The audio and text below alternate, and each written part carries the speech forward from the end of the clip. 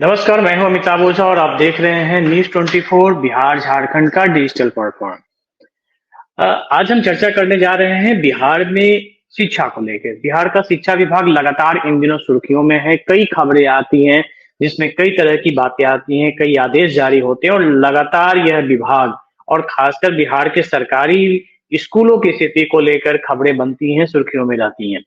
एक नया जो पहल शुरू किया है एसीएस एस सिद्धार्थ ने, जो अपर मुख्य सचिव हैं शिक्षा विभाग के, और जब से उन्होंने ज्वाइन किया है, वो पहले तो उन्होंने ट्रेनों में सफर करते हुए जाकर स्कूलों का जायजा लिया। अचानक किसी स्कूल में पहुंचे, वहां की स्थिति को देखा, बच्चों के साथ मिड डे मील खाया, वहां की जो इंतजाम है उनको देखा और उसके बाद से कई तरीके के उन्होंने जो आदेश लगातार जारी करते, चाहे वो बच्चों के स्वास्थ्य को लेके बात हो, बच्चों के एजुकेशन को लेके बात हो, या फिर जो पढ़ाई है उसकी क्वालिटी को लेके बात हो। लेकिन गुरुवार के दिन से उन्होंने एक नई पहल की। उन्होंने कहा कि अब आदेश तो बहुत निकलते जा रहा है। उन्होंने रेंडमली ई शिक्षा कोष जो पोर्टल है शिक्षा विभाग का, वहां से रेंडमली 10 स्कूलों का चयन किया जाता है, 10 टीचरों का चयन किया जाता है और उसके बाद उनके मोबाइल पर वीडियो कॉल किया जा रहा है।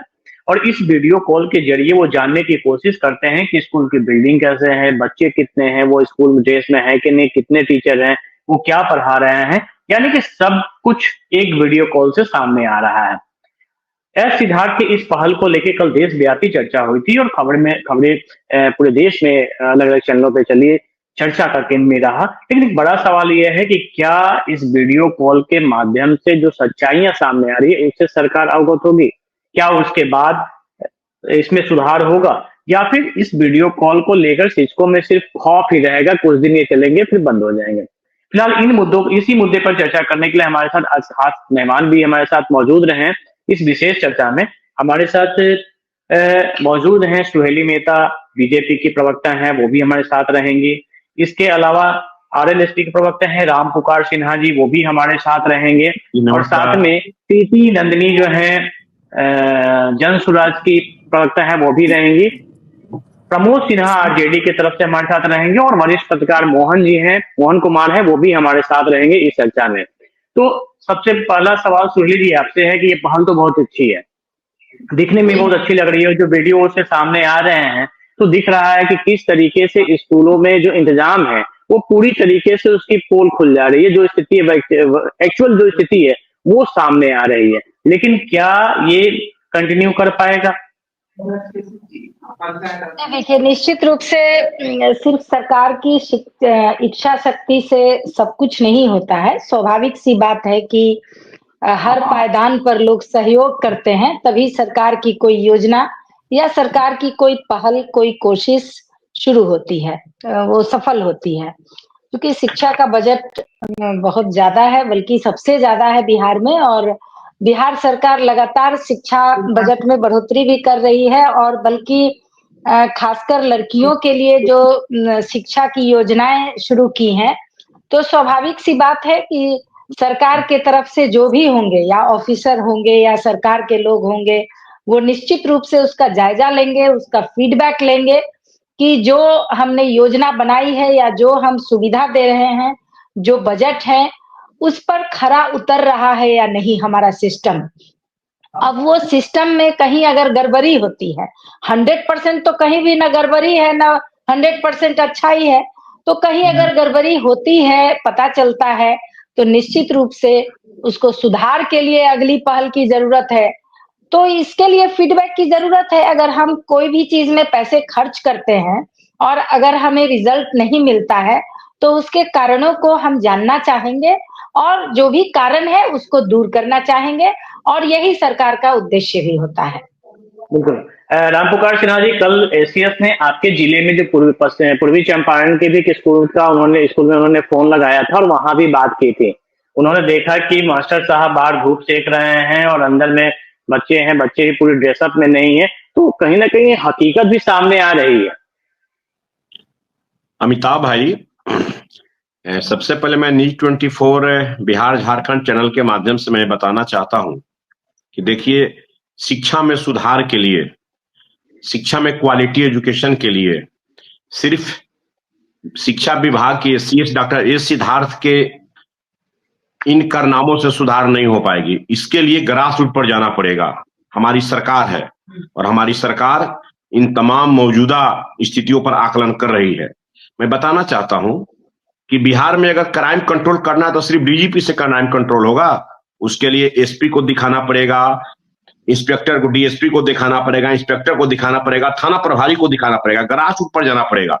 मैं एस सिद्धार्थ साहब से मैं बताना चाहता हूं, अगर न्यूज 24 बिहार झारखंड माध्यम से अगर हम लोग की डिबेट को सुन रहे होंगे तो मैं सबसे पहले 2-3 सुझाव उनको देना चाहता हूं। मैं भी एक शिक्षक रह चुका हूं, शिक्षा से मैंने रिजाइन देकर एमएलए का चुनाव लड़ा।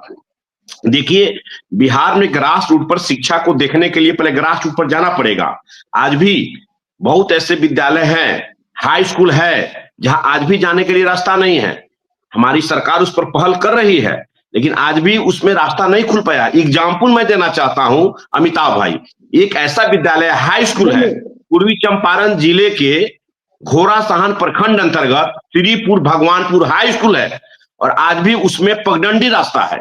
मैं इसके लिए कितना बार हम अपनी सरकार के चीफ सेक्रेटरी को लिखा कि भाई उसमें हाई स्कूल का रास्ता होना चाहिए। तो ये ग्रास रूट पर हम तमाम लोगों को जागरूक होना पड़ेगा, अवेयरनेस होना पड़ेगा, तब हमारे आदरणीय नीतीश कुमार जी की सरकार, जो हमारी एनडीए गठबंधन की सरकार है, इसका और 4 चांद लगेगा और शिक्षा का जो एक ग्राफ होगा और आगे बढ़ेगा। मैं थोड़ा और एग्जांपल देना चाहता हूं। देखिए, बहुत सारे ज्वलंत मुद्दे हैं ग्रामीण परिवेश में। जी ग्रामीण, हम इस पे आगे चर्चा भी करेंगे। देखिए, यही चीज इस बहस में एक मुद्दा ये भी है कि पिछले 2 सालों में बिहार में शिक्षा को लेके काफी शिक्षा विभाग ने काफी पैसे खर्चे किए थे स्कूलों के इंफ्रास्ट्रक्चर को सुधारने में। लेकिन अब जो कलई खुल रही है कि आज ही उन्होंने कटिहार के स्कूल पे फोन किया, जब वहां पे तो बच्चे खुले मैदान में बैठे हुए थे और पुआल रखा हुआ था, पूरा पुआल रखा हुआ था, वहां पे दान का रखा हुआ था, जिसको लेकर उन्होंने नाराजगी जताई, खुद दंग भी रह गए थे, जो वीडियो में साफ दिख रहा है। हम लोग आगे चर्चा करेंगे। प्रीति नंदनी जी हैं जनसुराज से, और जनसुराज के लिए और शिक्षा के मामले में और बात मैं बताऊंगा। ठीक, बिल्कुल। हाँ प्रीति जी, लगातार हम देख भी रहे हैं, और जनसुराज जो गांव जो घुमा है शिक्षा को लेके, आपने उसे एक अपना मुद्दा भी बनाया है, तो क्या लग रहा है कि इससे सुधार हो सकता है शिक्षा व्यवस्था में? देखिए, अभी जो बिहार में है शिक्षा व्यवस्था को लेकर के जिस तरीके से चर्चाएं होती हैं, और अक्सर हम देखते हैं कि जो हमारे एसीएस हैं, चाहे के पाठक हो या एस सिद्धार्थ हो, ऐसे कदम उठाते हैं जो चर्चा का विषय बन जाता है। नहीं सिर्फ बिहार में बल्कि देश भर में इसकी चर्चा होती है। तो चर्चा तो बहुत हो रही है कि वो ऑनलाइन निरीक्षण कर रहे हैं, कार्रवाई भी कर रहे हैं, लेकिन हमें ये समझना चाहिए कि उस निरीक्षण के दौरान किस तरीके की तस्वीरें हमारे सामने आ रही हैं। शिक्षा व्यवस्था की जो हालत हो गई है, बच्चे दरी पे बैठे हुए हैं, स्कूल परिसर के भीतर ग्रामीणों का अनाज देखा जा रहा है, तो ये ऐसी स्थिति कैसे आ गई है? जो पदाधिकारी है शिक्षा विभाग के ब्लॉक स्तर पे, वो क्या कर रहा है?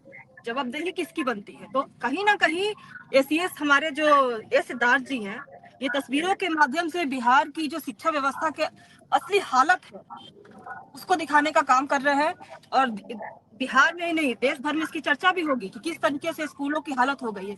20 साल से करीब नीतीश कुमार सरकार में है, और ये हालत हो गई है कि उनको यहाँ से अपने ऑफिस से ऑनलाइन निरीक्षण करना पड़ रहा है।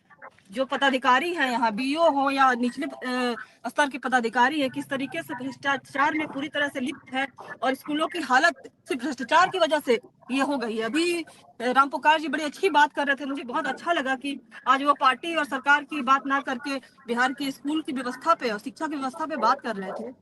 बिल्कुल, हम देखते हैं जब हम गाँव में जाते हैं तो देखते हैं किस तरीके से स्कूल में पर्याप्त मात्रा में कमरे नहीं है, बेंच नहीं है। आज जब वो वीडियो के माध्यम से देख रहे थे तो उन्होंने खुद ही पूछा कि बेंच क्यों नहीं है, बच्चे बाहर दरी पे क्यों बैठे हुए हैं। तो ये तस्वीर तो बिहार सरकार की दिखाती है ना, आखिर ये परिस्थिति कैसे बनी है?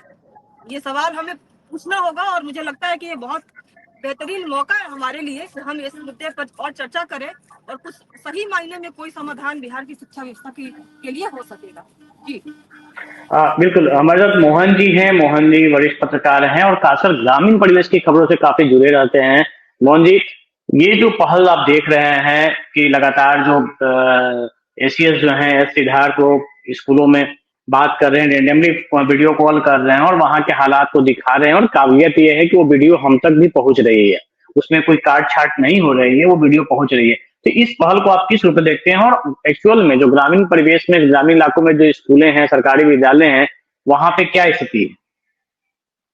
देखिए अमिताभ जी, एक अपर लेवल अधिकारी तो खास करके विभाग का सर्वे सर्वा है। ऐसे में एसीएस सिद्धार्थ साहब का यह एक्शन अपने आप में प्रश्न चिन्ह खड़ा करता है कि जिस शिक्षा व्यवस्था में सुधार की बात कर रहे हैं या जिस गुणवत्ता को जानना चाह रहे हैं, तो कहीं ना कहीं यह उनकी व्यवस्था पर प्रश्न चिन्ह खड़ा कर रहा है। क्योंकि ग्रास लेवल से उन तक पहुंचने में जो सूचनाएं जानी चाहिए, तो जानकारियां जानी चाहिए, वह या तो सही नहीं पहुंच रही है। तभी उन्होंने इस डिजिटल माध्यम का उपयोग किया कि डायरेक्टली हम वीडियो कॉल के माध्यम से शिक्षकों को देखेंगे, छात्रों को देखेंगे और बुनियादी सुविधाओं को देखेंगे। तो कहीं ना कहीं यह व्यवस्था पर तो प्रश्न चिन्ह खड़ा हो ही रहा है। लेकिन जहां तक मानना है हमारा कि पिछले अपर मुख्य सचिव के द्वारा कई आदेश लागू किए गए थे, जिसका जो है टेम्परिंग शुरू हो गया था। पूरा यह जो है दहशत का निर्देश न बन जाए, इस पर भी ध्यान देना चाहिए। क्योंकि दहशत में जैसे ही शिक्षक आएंगे, वो शिक्षण कार्य से दूर हो करके अपना सारा दिमाग इसमें लगाना शुरू करेंगे, क्यों हम कैसे बचे। अभी आज हम अखबारों में पढ़ रहे थे, कई जिलों में कई शिक्षकों से उन्हें कारण बताओ नोटिस जारी किया गया है कि उनका अटेंडेंस में एक ही फोटो कई दिनों तक लगातार जा रहा था। तो वो उस पर जो है उनको कारण बताओ नोटिस जारी किया गया है। तो ठीक इसी प्रकार जो है इस डिजिटल माध्यम का उपयोग कर रहे हैं, तो सिर्फ दहशत बनेगा और शिक्षक जो है कार्य नहीं कर पाएंगे। ऐसे ही देखा जाए तो आरटीई के मानक के तहत जो है हमारे यहाँ 60% शिक्षक जो है अयोग्य और 40% जो शिक्षक योग्य भी है, उनमें उनकी उपस्थिति जो है मात्र 12-13% रहती है। 28% शिक्षक जो है गैर हाजिर रहते हैं। तो ये तो एक पहल है जिससे शिक्षकों की उपस्थिति तो देखी जाएगी, छात्रों की उपस्थिति भी देखी जाएगी, लेकिन यह दहशत का माहौल न बन जाए, इस पर भी सिद्धार्थ साहब को सोचना पड़ेगा। और जब तक इस पर गंभीरता से विचार नहीं करेंगे, बुनियादी सुविधाओं का ध्यान नहीं रखेंगे, स्मार्ट पद्धति का इस्तेमाल करने से पहले स्मार्ट क्लास की सुविधाएं जो है मुहैया नहीं कराएंगे, पहले इस पर सर्वे करा लेना चाहिए, ताकि जो है जो भी जिस पद्धति का इस्तेमाल कर रहे हैं उसका प्रॉपर इस्तेमाल। बिल्कुल, बहुत सही सवाल आपने उठाया है कि पहले इंफ्रास्ट्रक्चर को देखने की जरूरत है। प्रमोद सिन्हा हम लोग से जुड़ गए हैं, आरजेडी के प्रवक्ता हैं। प्रमोद जी, आज का हमारा जो विषय है, जो शिक्षा विभाग के अपर मुख्य सचिव हैं, वो लगातार वीडियो कॉल कर रहे हैं और वीडियो कॉल के माध्यम से स्कूलों की स्थिति को जान रहे हैं। लेकिन कई सच्चाइयां भी इस वीडियो कॉल के माध्यम से सामने आ रही है, जो हम आप तक पहुंचा भी रहे हैं और हमारे पास भी पहुंच रही है। आप इस पहल को कैसे देखते हैं? देखिए अमिताभ जी, जो वीडियो कॉलिंग के माध्यम से जो एसीएस हैं, एस सिद्धार्थ, जो देख रहे हैं कि कहाँ क्या व्यवस्था है, नहीं व्यवस्था है, तो आप देख रहे हैं कि जहां जहां भी उन्होंने वीडियो कॉल करने का काम किया है, जो चरमराई हुई जो शिक्षा व्यवस्था है, उसका जो है जो सच है वो उजागर हो रहा है कि कहीं बैठने के लिए ठीक ढंग से बेंच नहीं है, कहीं मरम्मत का अभाव है, कहीं बच्चों को जो खाना खिलाया जा रहा है, मिड डे मील दिया जा रहा है, वो फर्श पे दिया जा रहा है। तो कई सारी अनियमितताएं उसके माध्यम से सामने आई। तो ये हमारे नेता आदरणीय तेजस्वी प्रसाद यादव जी लगातार जो है, जो कमियां है बिहार सरकार की, चाहे शिक्षा व्यवस्था की बात हो या चिकित्सा स्वास्थ्य व्यवस्था की बात हो, तमाम चीजों पे लगातार उनको आईना दिखलाने का काम कर रहे हैं। उन कमियों की ओर उनको ध्यान आकृष्ट कराते कहते हैं, लेकिन फिर भी सरकार जो है इन बातों को चेतने का काम नहीं करती है। लेकिन अभी जो कल जो वीडियो कॉलिंग के माध्यम से जब एस सिद्धार्थ ने इसको देखा, तो कई सारी अनियमितताएं एक पर एक बढ़ करके जो है सामने आने का काम हुआ।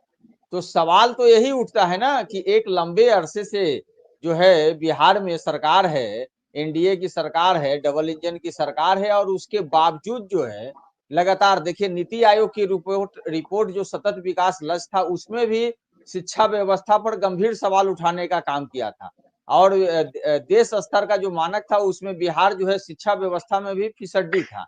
तो कहीं ना कहीं सबसे पहले जो है जो इंफ्रास्ट्रक्चर का जो वहां पर घोर अभाव देखने को मिलता है, जो व्यवस्थाएं होनी चाहिए, उन व्यवस्थाओं को दूर करने की जरूरत है। और शिक्षण जो कार्य होते हैं, जो शिक्षक होते हैं, उनको सरकार के अलग अलग कार्यों में उनको समय समय पे लगाया जाता है। यानी कि शिक्षा देने का जो उनका काम है उससे उनको विमुख कर करके दूसरे कार्यों में भी लगाया चलिए जाता है। प्रमोद जी, उदाहरण फिर आपसे फिर चर्चा करेंगे। अभी हम जवाब बिल्कुल नहीं हम बिल्कुल अमिताभ आगे भी जी, चर्चा इसको करेंगे। हम सुहेली जी अभी नहीं एक है, लाइन राम पुकार जी। हाँ, आप पूरी बात अपनी सेंटेंस पूरे कर लें। हाँ वही कह रहे थे कि शिक्षण कार्य से उनको विमुख करके अलग जो कार्य दिया जाता है उससे भी बच्चों का जो है शिक्षण कार्य प्रभावित होता है। तो ये सारी चीजें हैं, उसको देखने की जरूरत है। अभी जो है वोटर कार्ड में नाम जुड़वाना है तो उसके लिए तमाम शिक्षक को बीएलओ बनाया गया है। तो ये सब चीज को भी देखने की जरूरत है अमिताभ। नहीं, इसमें तो प्रमोद जी अब कमी आई है। पहले तो और भी ज्यादा था। पहले तो हर काम में मवेशी गिनने में भी उनका काम होता था और ज्यादा भी काम उनका उनसे का परीक्षा पढ़ाई छोड़ के बाकी सब काम लिया जाता। खैर राम पुकार जी, ये जो शुरुआत जो हुई है, जो शिक्षा विभाग के अपर मुख्य सचिव जो कर रहे हैं, लेकिन इससे एक बातें तो बिल्कुल सामने आ रही है कि सिर्फ एसी रूम में बैठ के आप आदेश जारी करने से कुछ नहीं होगा। हर दिन शिक्षा विभाग 4 से 5 पत्र जारी करता है कि बच्चों का मैथमेटिक्स कमजोर है, 1 घंटा मैथमेटिक्स का पहले क्लास लीजिए, अंग्रेजी कमजोर है तो अंग्रेजी के क्लास लीजिए, उनके खाने में ये व्यवस्था कीजिए। स्कूलों में बेंच डेस्क करने खरीद के लिए पिछले 2 सालों में, पिछले 25 सालों से सबसे ज्यादा राशि की गई है। इसके अलावा कई सुधार के स्कूलों में पेंटिंग को लेके, सफाई को लेके किए गए। लेकिन अब जो वीडियो कॉल दिख रहा है, जो हो रहा है, उसमें तो साफ दिख रहा है कि कहीं ये सब चीजें जो है सिर्फ कागजों पे खरीदी हुई है। यानी कि जो मामले कई जिलों से उठते थे, आपके जिले से भी सामने आए थे, मोतिहारी से और दूसरे जिलों से भी आए थे कि बेंच डेस्क घोटाला हुआ है, वो तो साफ दिख रहा है कि स्कूलों में बच्चे नीचे बैठने को मजबूर हैं, बिल्डिंग टूटी हुई है, न पीने का पानी ढंग से है। तो ये तो साफ दिख रहा है और सब आप एसीएस खुद देख रहे हैं इस चीजों को। तो आपको नहीं लगता है कि ये जो तमाम चीजें आई थी, सुहेली जी भी आ गई, हम उनसे भी चलेंगे। सुहेली जी को सवाल पहले आपसे ही था, राम पुकार जी से तब तक ले लेते हैं, लेकिन यही सवाल मेरा आपसे भी रहेगा। तो ये जो बद इंतजामिया है जो पिछले कई सालों से खरीदगी हुई है, तो क्या वो सिर्फ कागजों पे ही हुई थी? क्योंकि ग्रामीण देहातों की जहाँ की तस्वीरें, हम सिर्फ उन्हीं तस्वीरों की बात करते हैं जो तस्वीरें कल से लेकर आज तक जो 10 स्कूलों की तस्वीरें आई हैं, उन तस्वीरों के आधार पर ही आपसे जानना चाहेंगे कि क्या वो सिर्फ खरीदगी और वो सारे काम सिर्फ कागजों पर ही हुए थे? देखिए अमिताभ भाई, अभी मैं प्रमोद जी की बात को सुन रहा था। राष्ट्रीय जनता दल के प्रवक्ता है, प्रखर प्रवक्ता है, मित्र साथी है मेरे। मैं उनसे पूछना चाहता हूं कि जब उनकी सरकार थी, महागठबंधन की सरकार, हमारे मुखिया आदरणीय श्री नीतीश कुमार जी उनके साथ सरकार बनाए थे, तो शिक्षा विभाग उन्हीं के पार्टी के खाते में था। और हद तो तब हो गई थी, इतने दिनों की सरकार में शिक्षा विभाग के एसीएस के साथ शिक्षा मंत्री का कभी बैठक ही नहीं हुआ। एक ईर घाट तो एक बीर घाट, एक देहाती कहावत भोजपुरी में कहा गया है कि एक नॉर्थ पोल तो एक साउथ पोल, ऐसी स्थिति बन गई थी। और आज वो शिक्षा पर बात दे रहे हैं प्रमोद जी। देखिए, मैं जरूर इतना बतलाना चाहता हूं कि आदरणीय नीतीश कुमार जी की शासनकाल में विद्यालय में कम से कम बकरी और भैंस तो नहीं न रहते हैं। आज विद्यालय में शिक्षक हैं, विद्यालय में बच्चे जाते हैं, विद्यालय में बेंच और डेस्क है। हाँ, थोड़ा और उसको क्वालिटी एजुकेशन बनाना है। इसके लिए हमारे नेता आदरणीय उपेंद्र कुशवाहा जी हमेशा बार बार कहते हैं कि शिक्षा में सुधार होनी चाहिए। उन्होंने ही मांग किया था कि पंचायत स्तर से शिक्षकों की बहाली नहीं होनी चाहिए, बहाली बीपीएससी से होनी चाहिए। और हमारे नेता आदरणीय उपेंद्र कुशवाहा जी की बात को आदरणीय बिहार के विकास पुरुष मुख्यमंत्री श्री नीतीश कुमार जी ने संज्ञान लिए और आप जो भी बहाली हो रही है वो बीपीएससी से बहाली हो रही है। ये उनका एक मांग था शिक्षा सुधार आंदोलन में। तो इतना जरूर मैं कह सकता हूं अमिताभ भाई कि देखिए, एक बार से चाहेंगे कि हम 100 में 100% शिक्षा में सुधार कर दें, ये भी संभव नहीं है। धीरे धीरे ग्रास रूट पर हमको काम करना पड़ेगा। हमारी सरकार, हमारी एनडीए गठबंधन की सरकार शिक्षा के क्षेत्र में हो या स्वास्थ्य के क्षेत्र में हो, सड़क के क्षेत्र में हो, बिजली के क्षेत्र में हो, सभी पर काम कर रही है। लेकिन शिक्षा में भी और ज्यादा सुधार करना है। देखिए, जिस राज्य का शिक्षा सुदृढ़ होगा, जहां के बच्चे, ग्रामीण परिवेश के बच्चे भी अच्छे ढंग से शिक्षा ग्रहण करेंगे, तो एक बहुत बड़ा राज्य के विकास में ये मील का पत्थर साबित होगा। और उस परिस्थिति में आज जो भी बीपीएससी वाले टीचर लोग हैं, आज जो गांव में रह रहे हैं, विद्यालय में बच्चों को पढ़ा रहे हैं, 9:30 बजे अटेंडेंस बनाना है, 4 बजे स्कूल से लीव लेना है। आज आप जाइएगा, हम भी अभी 3-4 दिन चंपारण के क्षेत्र में थे, अपने विधानसभा क्षेत्रों में घूम रहे थे। मैंने देखा कि जिस विद्यालय में हमारे शिक्षक भाई 9:30 बजे उपस्थित हो रहे हैं, वहां से ऑनलाइन हाजिरी बना रहे हैं और 4 बजे तक महिलाएं, शिक्षिका महिलाएं भी उपस्थित है। हाँ, ये है कि थोड़ा हमें और सुधार करनी है उसमें, जहां बेंच डेस्क कमी है वहां पूरा करना है, जहां हेडमास्टर ने गबन किया है उस पर कार्रवाई करेंगे हम लोग, लेकिन एक अच्छा ढंग से नियम कायदे कानून बनाकर कोई काम करेंगे। ज्यादा हम ये कहना चाहते हैं कि ज्यादा डरा धमका कर भी शिक्षक से काम नहीं ले सकता है। शिक्षक राष्ट्र के निर्माता होते हैं, उनसे प्रेम से, आग्रह से हमारी सरकार प्रेम पूर्वक, आग्रह पूर्वक उनसे काम करवाएगी और शिक्षा में गुणात्मक सुधार होगी। हम 1990 और 95 के बीच में मुझे वो याद है जब बिहार के अमिताभ भाई, जब बिहार के माननीय मुख्यमंत्री, पूर्व मुख्यमंत्री श्री लालू प्रसाद, आदरणीय लालू प्रसाद यादव जी होते थे, वहीं शिक्षक लोग हड़ताल किए थे तो शिक्षक लोगों को आदरणीय लालू प्रसाद यादव बोले थे, ए नौकर हो नौकर की तरह बात करो। ऐसा सब तो हमारे मुख्यमंत्री जी तो नहीं ना बोलते हैं, इतना जरूर गुरु को सम्मान देते हैं। और जहां तक है थोड़ी थोड़ी सुधार होगी सौरभ भाई, इतना मैं जरूर कर सकता हूँ।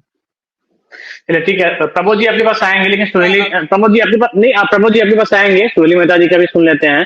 खुद शिक्षक इसी पेशे से आती हैं, प्रोफेशनल हैं, तो सुनील जी यही सवाल मेरे आपसे भी था कि ये जो वीडियो कॉन्फ्रेंसिंग हो रही है, इसमें जो इंजाम दिख रहे हैं, तो ये तो दिख रहे हैं कि जो जिस चीज को लेके 2 सालों से प्रयास किया जा रहा था, अभी भी वो धरातल पे नहीं दिख रहा है। देखिए, तो इसलिए तो ये पहल की गई है।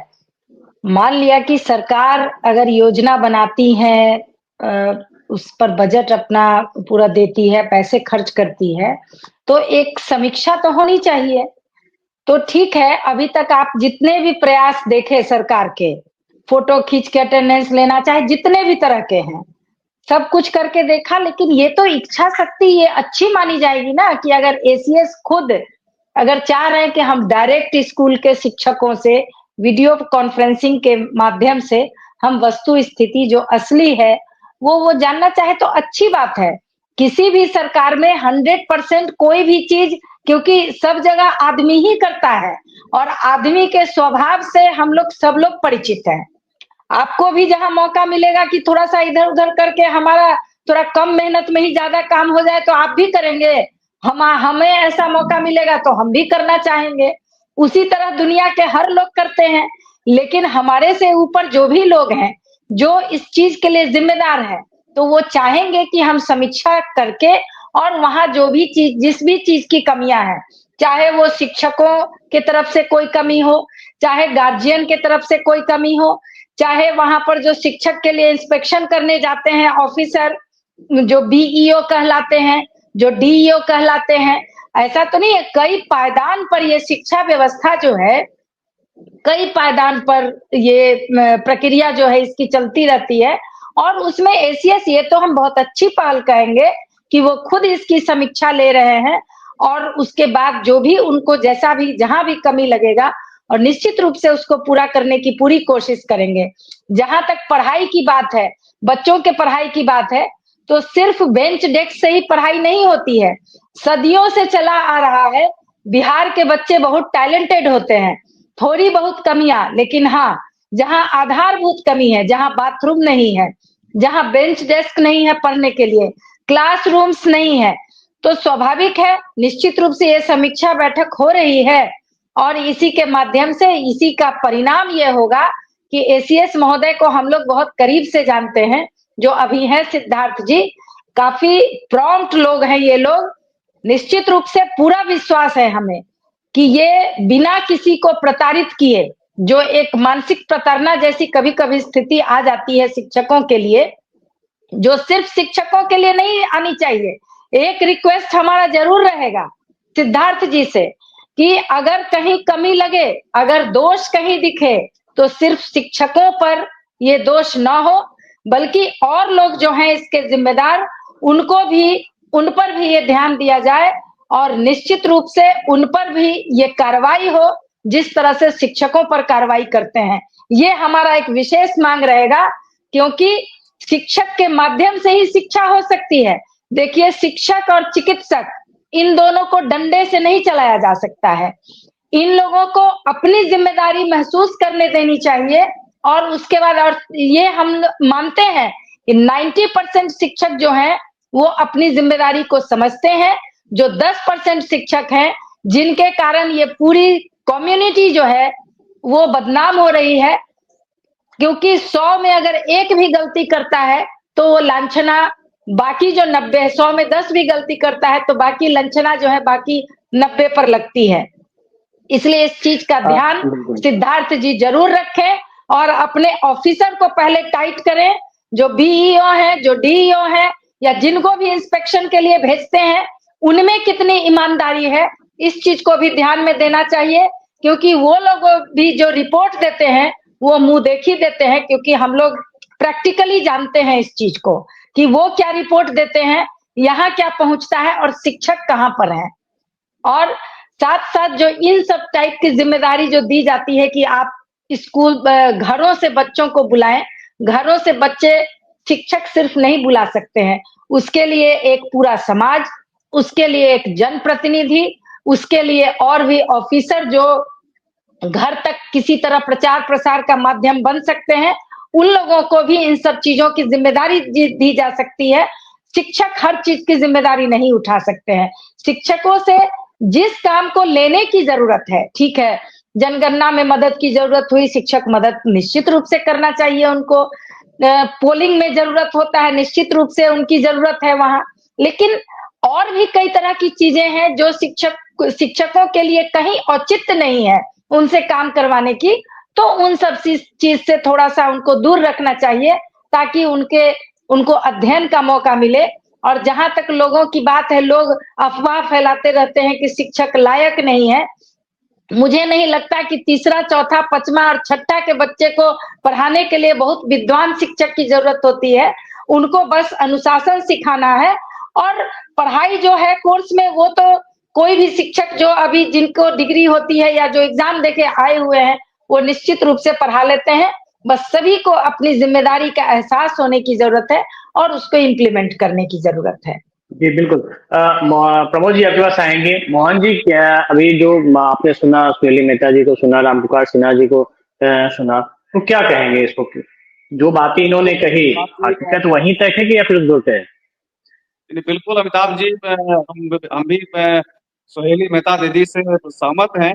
बशर्ते कि एसीएस साहब जिस प्रकार का एक्शन ले रहे हैं, वीडियो कॉल से एक विद्यालय तक पहुंच रहे हैं, तो सिर्फ शिक्षकों में ही यह दहशत नहीं होनी चाहिए, बल्कि बुनियादी सुविधाओं के लिए जो सरकार इंफ्रास्ट्रक्चर पर खर्च कर रही है और सारी खर्चाएं व्यवस्था कर रही है, तो उसके लिए प्रखंड लेवल से लेकर के प्रदेश स्तर तक जो मॉनिटरिंग चेन है, इसके बारे में विस्तार से सुहेली दीदी ने बताया कि बीओ है, डीओ है, जिला स्तर पर, प्रदेश स्तर पर जो भी मॉनिटरिंग चेन है उनका भी जो है अवलोकन होना चाहिए कि क्यों आखिर अभी जो कल का वीडियो की चर्चा जो हम लोग कर रहे थे, उसमें आपने देखा होगा कि बच्चे विद्यालय में न बैठकर तो ऐसा महसूस हो रहा था कि वो खलिहान में बैठे पुआल का नहीं, आज का जो वीडियो है उसमें वो खेत नहीं बैठे, मैंने स्कूल परिसर में ही थे, लेकिन वहाँ पुआल का ढेर था, धान रखे हुए थे। तो ऐसा लग रहा था कि खलिहान में बैठे हुए।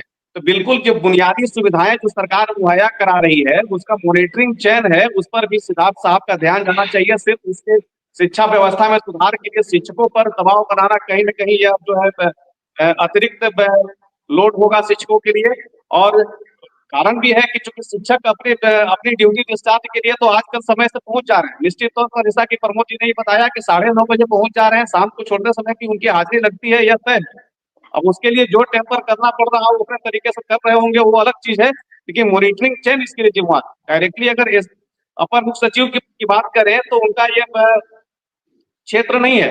मॉनिटरिंग चेन को उनको जो है इस पर विशेष ध्यान देना चाहिए, और मॉनिटरिंग चेन चाहेगा तो निश्चित ही बुनियादी सुविधाएं सुधरेंगी, और सुधरेंगी तो शिक्षा व्यवस्था में सुधार होगा। बिल्कुल बिल्कुल। हम प्रीति जी आपके पास आएंगे, पहले प्रमोद जी के पास चलते हैं। प्रमोद जी, आप जो सुहेली जी बोल रही थे, आपको जवाब देना चाह रहे थे।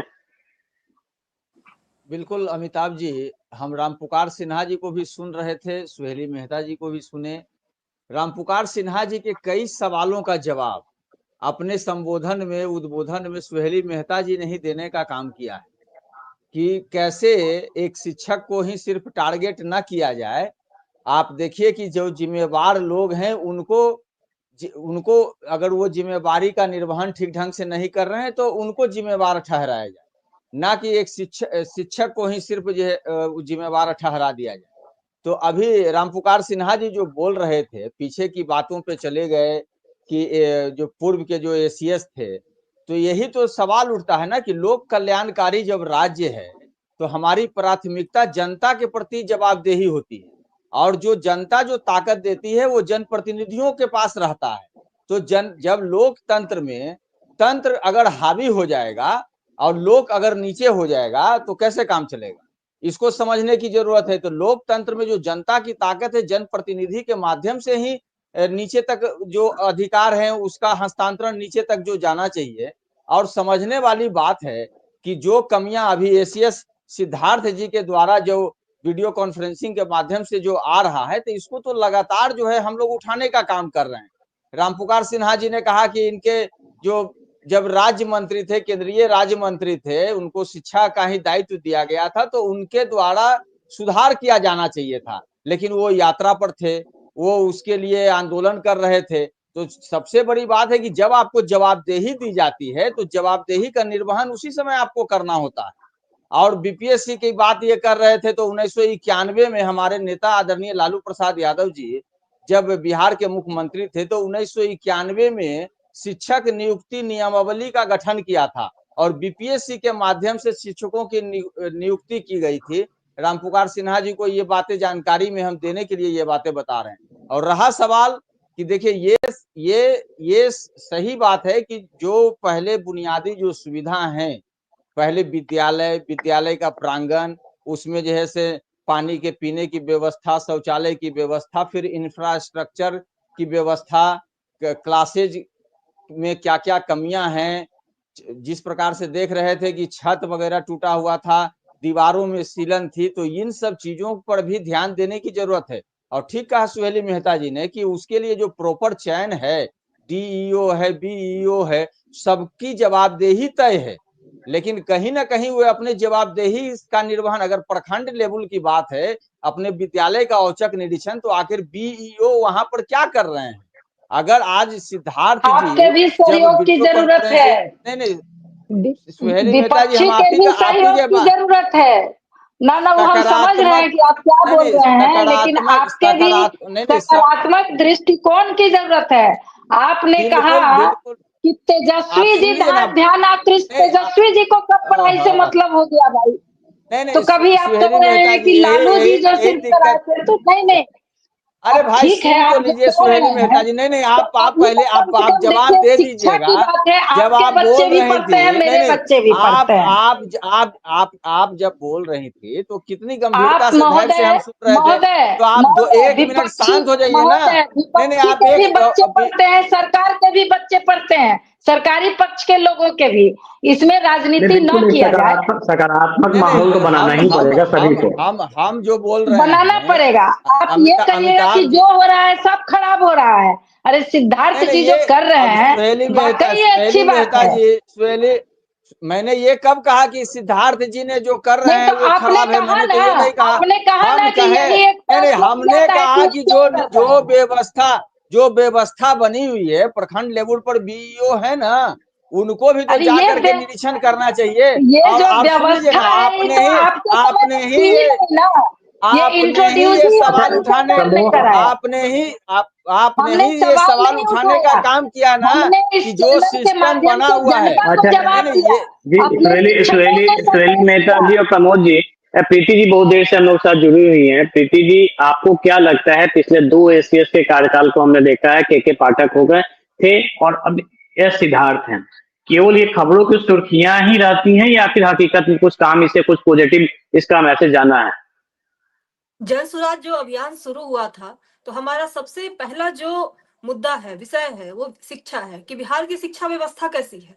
हर जगह जन स्वराज अभियान में एक बात की जाती है कि बिहार के सरकारी विद्यालयों में खिचड़ी और जो कॉलेज है वहां पे डिग्री दी जा रही है।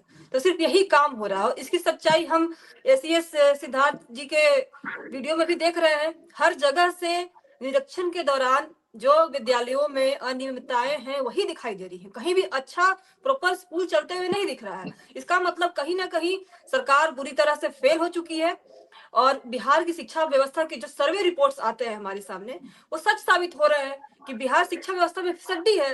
देश के अन्य राज्यों के मुकाबले बिहार 37-36 स्थान पाता है। तो समझे कि बिहार की शिक्षा व्यवस्था क्या है। और ये लेकिन तस्वीरें भी आज लेकिन हमारे प्रीति सामने जी, जो चर्चा हो रही है, लेकिन चर्चा में प्रीति जो जी, सबसे एक सवाल तो ये भी है ना कि ये जो तस्वीरें हम दिखा रहे हैं, जो शेयर हो रहा है तस्वीरें, वही तस्वीरें आप तक हम पहुंचा रहे हैं। हमारे पास कोई मैकेनिज्म नहीं है कि वो अपने चैम्बर में बैठ के क्या बात कर रहे हैं आपको दिखाएं, क्योंकि ये दिखाने का मादा भी होना चाहिए। अगर ये मादा दिखा रहे हैं कि जो हकीकत है वो हम सामने दे रहे हैं और सामने लोगों को दिखा रहे हैं, तो ये भी एक बहुत बड़ी पहल होनी चाहिए, बहुत बड़ा ये कोशिश होनी चाहिए कि ताकि इसमें सुधार की संभावना बने। लेकिन ये सवाल भी तो पैदा होता है ना कि आज जो व्यवस्थाएं हैं और जो चर्चा पूरे इतने समय से हम अभी कर रहे हैं इस डिबेट के दौरान, कि जो ब्लॉक ऑफिसर है या डिस्ट्रिक्ट लेवल पे जो शिक्षा से जुड़ा अधिकारी है, वो क्यों फेल हो रहा है। सिस्टम इस तरीके से करप्ट क्यों हो गया है कि आज अधिकारियों का अपने निचले दर्जे के अधिकारियों पे कंट्रोल नहीं है, कि डायरेक्ट एसीएस को प्रिंसिपल पर कार्रवाई करनी पड़ रही है, उनको निरीक्षण करना पड़ रहा है। तो इस चीज को भी तो स्वीकार करना पड़ेगा ना कि आप फेल हो रहे हैं, आपसे सिस्टम नहीं चल रहा है, इसलिए डायरेक्ट एसीएस को कंट्रोल करना पड़ रहा है। यही सेम चीज हमने के पाठक के दौरान भी देखा कि वो खुद ग्राउंड पे जाके काम कर रहे थे। तो इससे ये भी साबित होता है कि कहीं ना कहीं बिहार की जो सरकार है, बड़े जो अधिकारी हैं, उच्च अधिकारी हैं, वो अपने निचले दर्जे के अधिकारियों को कंट्रोल करने में असफल हो रहे हैं, उनकी बात नहीं सुनी जा रही है और निचले स्तर पे पर्याप्त मात्रा में भ्रष्टाचार है, जिसकी वजह से ये परिस्थितियां हमें जमीन पर दिखाई देती हैं। और जो तस्वीरें दिख रही हैं, मैं इससे गारंटी कहती हूँ कि आप जब जमीन पे जाएंगे, हालात इससे भी बहुत ज्यादा बुरे हैं। हम जाते हैं कम्युनिटी में, लोगों के बीच में जाते हैं, स्कूलों की हालत देखते हैं, माताएं बहनें जो पेरेंट्स हैं, उनका ये कहना होता है कि स्कूल में तो कोई पढ़ाई नहीं होता है, बस खिचड़ी खाने के समय बच्चे जाते हैं, वापस घर लौट आते हैं। अब देखिए छोटे छोटे बच्चे, कुछ भी पहने हुए, कपड़े फटे हुए हैं, शरीर पे गंदगी भरी हुई है, तभी भी बस खिचड़ी खा के उनको वापस आना है। ये जो परिस्थिति है, हमें डिस्कशन इस चीज पे करना चाहिए कि कैसे ये सारी समस्याएं दूर होंगी, सही मायने में बिहार की शिक्षा व्यवस्था कैसे सुधरेगी। क्या स्टेप ले रहे हैं वो उनका निजी मामला है, वो अधिकारी हैं, उन्हें दुनिया को दिखाने की जरूरत नहीं है कि वो कौन सी कार्रवाई कर रहे हैं। तो सिर्फ चर्चा में बने रहने के लिए आप दिखा रहे हैं कि हम बहुत कार्रवाई कर रहे हैं, लेकिन जमीनी स्तर पे समाधान क्या हो रहा है। और कार्रवाई के नाम पे आप देख ले, किस पे कार्रवाई होती है, प्रिंसिपल पे या शिक्षक पे कार्रवाई होती है, उन पे कार्रवाई क्यों नहीं होती है जो इसके लिए सही मायने में जिम्मेदार है। आप जाकर देखें ग्राउंड पे क्या हो रहा है, बीओ 10,000 20,000 1 लाख तक पैसे लेते हैं और चीजों को मैनेज करते हैं ग्राउंड पे। तो इसलिए ये समस्याएं हैं। तो चलिए बिल्कुल प्रीति जी, अब समय की कमी है, लास्ट एक एक्सपर्ट सवाल ले लेते हैं मोहन जी से। मोहन जी, चीजों को आपने देखा, आप भी मीडिया से जुड़े हुए हैं, आपको क्या लगता है कि ये जो प्रयास है ये कंटिन्यू करेगा सिद्धार्थ साहब का? देखिए, मैं अब तो स्टार्ट के 2 दिनों में ही बहुत कुछ दिख गया है। अमिताभ जी, यह पब्लिक डोमेन में आ गया है और उनका जो संवाद डायरेक्टली जो टीचरों के साथ हो रहा है, शिक्षकों के साथ हो रहा है, डायरेक्टली विद्यालय में जिस प्रकार से उन्होंने छात्रों को देखा है, उससे स्पष्ट होता है कि कहीं ना कहीं बीच के जो मॉनिटरिंग चेन है उसमें कुछ खामियां हैं और जो सरकार का इंफ्रास्ट्रक्चर पर लागत हो रही है वह भी जो कहीं न कहीं ग्राउंड लेवल तक नहीं पहुंच पा रहा है। इसको गंभीरता से लेने की जरूरत है। एसीएस साहब को इस ओर भी ध्यान देना चाहिए, क्योंकि पिछले आपने देखा होगा कि बहुत अच्छा बजट जो है सरकार ने शिक्षा विभाग पर खर्च किए थे और हर विद्यालय को अपडेट करने की प्लानिंग हुई थी और उस पर खर्च भी हुए। यहाँ तक कि देखा जाए तो नर्सरी क्लास से लेकर के 10+2 तक के बच्चों को जो है बेंच डेस्क और आदि सुविधाएं, जितना भी स्कूल बैग है, स्कूल ड्रेस है, वह कुछ भी देखने को नहीं मिला। अभी तक जो वीडियो हम 2 दिनों से देख रहे हैं उसमें न ड्रेसेज दिखे हैं, न बेंच डेस्क दिखे हैं और न ही स्कूल बैग दिखे हैं। बाकी तो मिड डे मील का तो छोड़ ही दीजिए, उसमें तो थाली गिलास भी सरकार के द्वारा मुहैया कराई गई थी। तो इन सारी चीजों के मॉनिटरिंग के लिए जो जिम्मेवार है, चाहे वो ब्लॉक लेवल से हो, डिस्ट्रिक्ट लेवल तक हो, वो सारे चेन को जो है मॉनिटरिंग करने की आवश्यकता है। इसको सीएम साहब को गंभीरता से देखना चाहिए और जब तक इस पर गंभीरता से विचार नहीं होगा, गंभीरता से सर्वेक्षण नहीं होगा, निश्चित तौर पर बुनियादी सुविधाएं नहीं सुधरेंगी और शिक्षा व्यवस्था में सुधार नहीं होगा। चलिए बिल्कुल, आप सभी को इस परिचर्चा में जुड़ने के लिए बहुत बहुत धन्यवाद। तो आपने देखा किस तरीके से बिहार में एक पहल शुरू हुई एसीएस के सिद्धार्थ के द्वारा, और इसके द्वारा पॉजिटिव जो हम कहेंगे कि हमारी नजरों में काफी की जो चीजें ये सामने आ रही, सामने विभाग द्वारा लाया जा रहा है, निश्चित तौर पर जो सिस्टम है, जो चैन बना हुआ है, उस पर कार्रवाई होगी। और हमें लगता है कि अगर ये कंटिन्यू रहता है तो इसका कहीं ना कहीं एक बेहतर परिणाम जो शिक्षा विभाग में जो व्याप्त अराजकता है उसमें देखने को मिलेगा, क्योंकि जो चयन बने होते हैं नीचे से ऊपर तक होते हैं और इस तरीके की कार्रवाई से ऊपर से नीचे तक का जो चयन है वो जरूर उसमें भी दहशत होगा और उसके बाद वो सिस्टम सुधरेगा। लेकिन कार्रवाई सिर्फ शिक्षकों पर ही नहीं बल्कि उसके ऊपर और नीचे जो अधिकारी होते हैं, जो जिन लोग पे जवाबदेही सब पर तय होनी चाहिए। तो आज की चर्चा में बस इतना ही, कल फिर मिलेंगे किसी और विषय के साथ और हमारे साथ मेहमान भी रहेंगे। तो आप देखते रहिए न्यूज़ 24 बिहार झारखंड का डिजिटल प्लेटफॉर्म।